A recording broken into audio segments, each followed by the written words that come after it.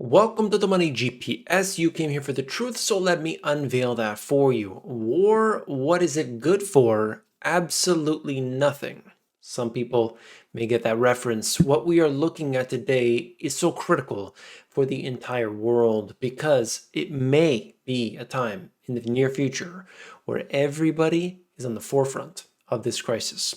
What we are looking at is a multi-step process. The first thing I want to look at is that the recession is on. We just haven't figured it out yet in terms of the statistics and the indicators. The second thing is the battle, the war. The third is that the earth is rumbling. All three of these things are together. I'm going to bring it all in one video for you. Let's begin by taking a look at UK economy shrank by 0.1% in March as cost of living crisis bites.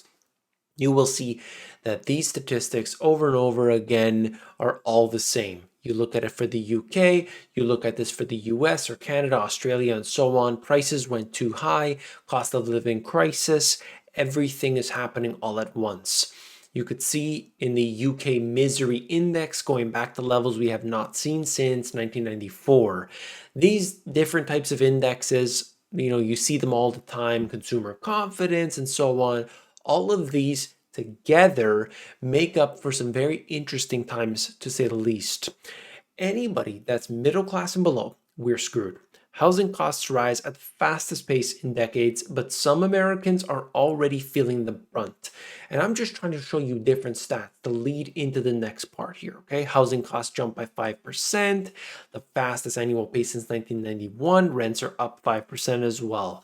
It doesn't matter where you look, everything seems to be rising, and it looks like it's going to get worse. Now, I will talk more about this in the later half of this video, but India blocks all wheat exports with immediate effect. So immediately we are now seeing India saying no more wheat for the rest of the world.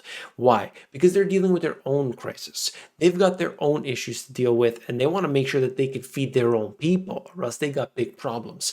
All of these are starting to happen all around now. You're watching different countries say, we used to be a major exporter of this particular product, but due to the situation, we're not exporting anymore. What happens when all these countries start to say no all over the place? No more exports. That's an interesting scenario for that company, because imagine that company was saying, well, I've got a buyer in whatever, United States, I've got a buyer in Brazil, or the other way around, and now suddenly they say no. Okay, well, that farmer needs to figure out where to put that. Distributors, wholesalers, the shippers, there's so many things along the line. Could they be actually doing this on purpose? Partly, because they want to slow things down. There's a lot of talk about this. Now let's look at what I believe is extremely critical to understand. There's two parts.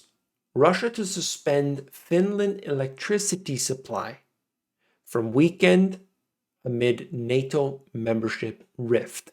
That's one. Then we have two. Russia cuts electricity to Finland. Moscow-run state energy company says that it will stop supplying Helsinki tomorrow over payments issue. So one saying it's because of NATO, one saying it's because of the payments issue. So what's happening here? Well, you've got Finland, Sweden, they're all saying, hey, we want to join NATO. Why? Because they're very close to Russia. They see what's happening with Ukraine, and they're saying, hey, we want NATO to be backing us up. What would happen? What would happen? Just think about this for a second. If there were to be increasing tensions on a country like Finland, well, right now, obviously the US, Finland, friendly. Europe and Finland, like other countries in Europe, everything's friendly that direction. But what happens if there starts to be NATO moving up against the border of Russia? They're going to have a problem with that. So that's one. But the payment issue, I believe, is the immediate one. Okay, because what's going on here? Russia saying, pay us in rubles, right? Pay us in rubles. This was important. Russia's state-owned power firm will stop exports because it has not been paid for energy sold via the Pan-European Exchange Nord Pool since May 6th. No reason was given for the non-payment. Could that be part of it? Saying Russia's saying, hey, we don't want to do business on this way anymore. I don't know. Okay? We can see. Russia's move is officially related to payments issues and not Finland's NATO membership. But the coincidence in timing is striking. So we don't really know. Nobody will really know. Maybe later we'll find out. But I do think it's interesting to say the least. NATO expansion is such a powerful euphemism. Would the Senate ratify a brand new treaty that would require America to go to war for Finland and Sweden? Probably not, but the NATO label makes it an easy sell.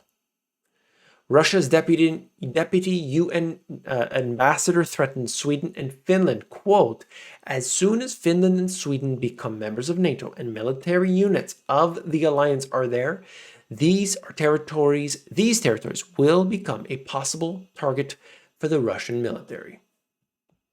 Think about the implications of this. Think about how serious this really is. And now we get into the next aspect. What do they do when there's a crisis? What happens when your currency is significantly devalued? What is the next step? Isn't it always war? Or at least usually some sort of major catastrophe? What we are seeing today with this recession, it's going on right in front of our very eyes. And if we wait for the official declaration of recession, it's going to be over by the time it happens. Look, this is the Google Trends search in the United States for the word recession. This is very interesting on its own. As you can see, since basically the beginning of the year, this starts to increase. Right now, up, way up. And you can look at the different states that are, it's being broken down. California on the top of the list. But I found the related queries to be very interesting as well. Recession 2022. Is recession coming in 2022? Are we in a recession 2022? Is a recession coming? Recession coming? Will there be a recession? And so you can see people are searching, wondering, is there going to be a recession? Why would they be asking that question? Because, of course, they're worried about their jobs. They're seeing what's happening in the markets. They're looking at all of the turmoil. And prices are rising on everything. Samsung is in talks to hike chip making prices by up to 20%. TSMC doing the same thing. We're talking about the biggest companies here in this category, and they are increasing their prices. So if Samsung's increasing their prices, and by the way, they make, for instance, different components that they would then sell to Apple, they would then sell to other companies. What does that do? If all of those costs are higher, if their prices are 20% higher on their LCD screen or LED screen of a phone, let's say, or a monitor or whatever, well, 20% higher here, 10% higher here, 20% there. That means that your device that you're buying is now going to be 5%, 10%, 20% higher, whatever it is. And it's not going to come down. Do you really think it's going to come down? Have we ever seen prices decline like that? Not really. ERCOT warns of record energy demand with triple-digit temps next week. So we are seeing places like Texas that are dealing with some severe, whether it's, areas around the United States. They're dealing with droughts. They're dealing with fires. They're dealing with some serious droughts, actually, in some areas. I showed you that. They're dealing with energy demand, skyrocketing energy demand, and all kinds of problems that really puts additional pressure, not just on the system as a whole, but on the individual, okay? And then you look out in the world. Iran protests break out across the country amid skyrocketing food prices, in particular wheat. So you've got a whole bunch of poor people relying on something like bread to subsist, to live, and then the Ukraine issue happens, they can't get that bread. So they take to the streets. What about this? This is talking about Sri Lanka. The situation is continuing to worsen. same scenario. Food crisis. The earth will rumble under the heels of the angry mobs. Anybody that is a subscriber here knows what I mean by that. Fears of supply chain chaos grow amid rumors Beijing's first ever lockdown looms. We will see what happens with Beijing. Of course, that's real big. Grain, world markets and trade. You can see all over the place. This is the USDA report. Global corn production is forecast down. Global wheat production is forecast down. Global rice production is forecast at a record with larger crops in South and Southeast Asia. That, by the way, including India, Indonesia, Bangladesh, Thailand, and Pakistan. That's good. So we've got corn and wheat hurting, and it looks like global rice production is at a record. Great. I think maybe more people are going to be eating more rice than bread. Nutrient waste, increasing potash output amid fertilizer crunch. Top fertilizer company looks to add capacity amid disruptions. Yes, please. I mean, this is what the world needs right now. Not necessarily for your backyard. I mean, you could deal with your own situation, but those commercial farmings, that's what they do. Okay? Regardless, that's what they do. More fertilizer, more food production. We need to figure out the water situation. These are all super critical, and unfortunately, they're not being dealt with. Or we're having just natural issues, whatever the case may be. And now we've got these countries basically saying, stop it. Stop the exports. I think that this continues to brew and brew and brew, and that could spill over into something much, much worse. Okay? There's been a lot of talk about war.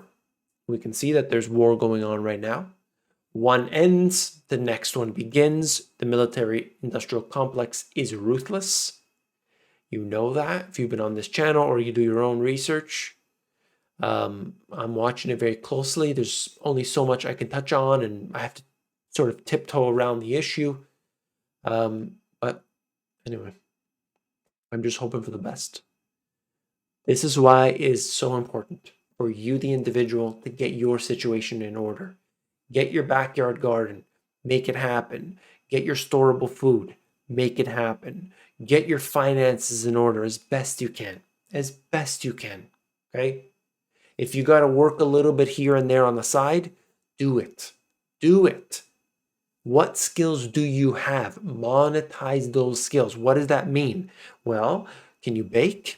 Can you cut grass? Whatever it is, start to look around. Who can I sell that product to? Where can I cut the grass? Can I grow some crops and sell it? Whatever it is, do it. Do it now. If you appreciate this message, hit that thumbs up button. And if you're not already part of the perpetual 282,000 subscribers, you've got to join. It's right down there below. Make sure you become one of the Money GPS subscribers, and I'll see you in the next one. Take care.